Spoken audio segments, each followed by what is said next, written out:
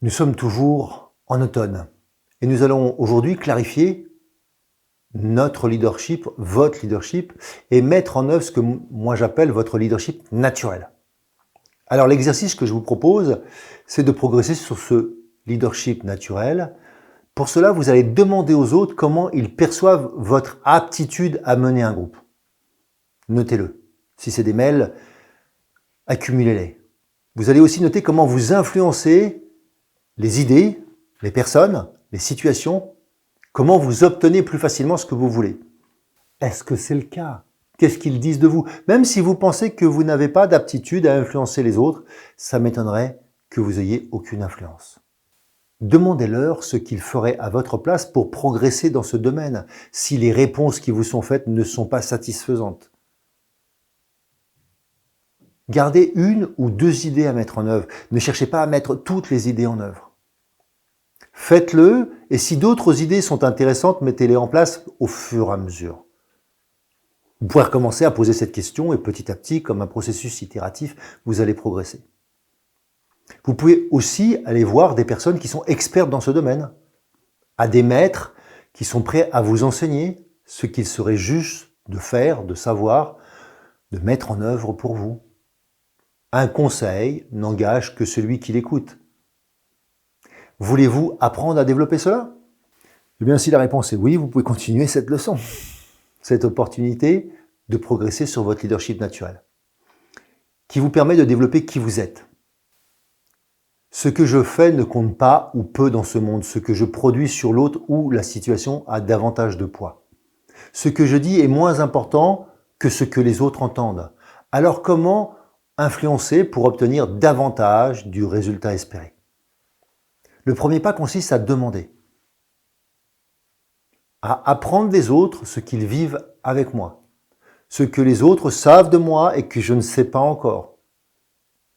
Aussi bien la feuille de salade que j'ai coincée entre les dents ici, ou que j'ai l'air drôle quand je raconte des histoires, ou maladroit, ou que je suis charismatique, je dois l'apprendre notamment par le feedback demandé, je vous rappelle cela. Ce dernier doit être précis et judicieux pour me permettre de progresser. Il doit me nourrir en retour. Vous devez essayer une nouvelle version de vous-même plus adéquate à la situation. C'est ça le propos du feedback.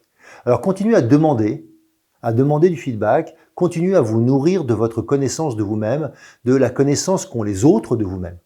Osez valider ce que vous savez de vous pour vous confronter à votre propre image. Si elle ne vous convient pas, alors changez-la. L'impact que vous avez sur l'autre ou les autres peut vous convenir ou pas. Autrement dit, leurs réponses peuvent vous plaire ou non. Si ce n'est pas le cas, vous devez ou vous pouvez changer. Vous devez ou vous pouvez vous transformer sur cet aspect. Vous allez chercher de l'aide si c'est nécessaire. Le deuxième pas, suite logique du premier, consiste à progresser dans votre connaissance de vous-même, dans la connaissance de votre place dans ce monde. Quel est le rôle que vous vous assignez? Quel est votre rôle? Ou bien simplement celui que vous aimez jouer, si ce n'est pas aussi clair que ça. Quel leadership vous habite? Pour progresser, vous pouvez aussi vous essayer à l'EQ-coaching que je pratique, le travail et l'accompagnement assisté par les chevaux, à la sylvothérapie, c'est-à-dire à faire des câlins aux arbres, à la méditation, à l'art oratoire, au théâtre, à la danse, aux tout autre spectacle vivant dans lequel vous vous mettez en scène, vous apprenez à vivre avec les autres autrement. Tout cela n'est qu'une opportunité de vous découvrir tout en étant à l'écoute de vos émotions, de vos pensées, pour apprendre aussi à les calmer.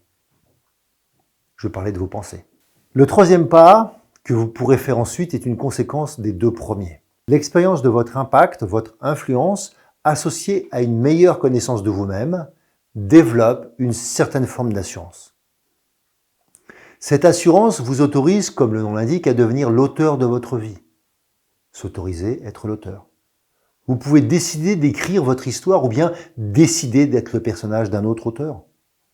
Une fois cette route empruntée, vous serez sur la voie de votre charisme qui ne demandera qu'à se développer avec une pincée de joie et d'enthousiasme. Osez devenir l'auteur de votre vie. Alors à quoi cela va vous servir? Vous allez apprendre à vous focaliser sur l'expression de votre leadership naturel, ce que vous produisez naturellement, votre charisme, votre intelligence émotionnelle et relationnelle, votre posture de femme et d'homme. Cerise sur le gâteau, vous allez calmer votre ego. Vous allez comprendre comment développer votre impact et votre influence dans un groupe sans chercher à le manipuler. Comment mieux écouter votre instinct et votre intuition pour prendre vos décisions. Ça devient de vous, pas des autres. Et si vous ne progressez pas malgré ces exercices, cela peut être dû à la procrastination. Pour rappel, procrastination signifie temporisation excessive, c'est remettre au lendemain, voire au surlendemain. Alors, plusieurs pages ne suffiraient pas pour faire la liste des projets que j'ai remis à plus tard pour ma part, ou encore d'autres que je n'ai finalement jamais entrepris ou menés à terme. Un jour, cependant, j'ai pris conscience que je ratais une partie de ma vie. Je passais à côté. Que j'avais juste peur de passer à l'action dans certaines circonstances. Dans la majorité des cas, j'étais plutôt quelqu'un d'actif. Mais il n'empêche que dans ces moments-là, j'étais en train de procrastiner. Procrastiner devient alors une habitude qui m'arrive maintenant rarement, mais jusqu'à présent, essentiellement sur des sujets émotionnels ou des choix difficiles émotionnellement. Alors je vous propose de prendre tout d'abord conscience des situations dans lesquelles vous procrastinez. Une fois de plus, vous utilisez votre carnet et vous notez dans votre carnet quelles sont les situations dans lesquelles vous pensez que vous procrastinez, vous temporisez, vous remettez à demain. Et décidez de changer de comportement sur ces situations très particulières. Il faut que vous le décidiez. Si vous ne le décidez pas, rien ne se passera. Puis maintenant, vous allez faire les choses importantes à vos yeux en premier. Pas les choses importantes en dernier si vous avez du temps. Non, en premier. Il est possible de changer d'habitude. Voulez-vous vraiment savoir comment ? Vous est-il arrivé à vous aussi de remettre à plus tard le moment de déclarer vos intentions, d'oser demander une augmentation ou de négocier, de faire une chose importante, de dire quelque chose d'important à quelqu'un pour votre avenir, pour votre réussite, pour votre bonheur, pour son bonheur. Remettez-vous à plus tard votre bonheur.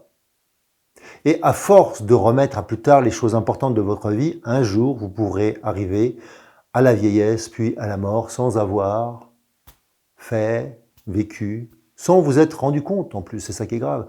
Alors, je rajouterais qu'il est possible de créer un programme spécifique pour vous, presque infaillible, pour ne plus procrastiner. Peut-être qu'il est possible d'avancer ensemble.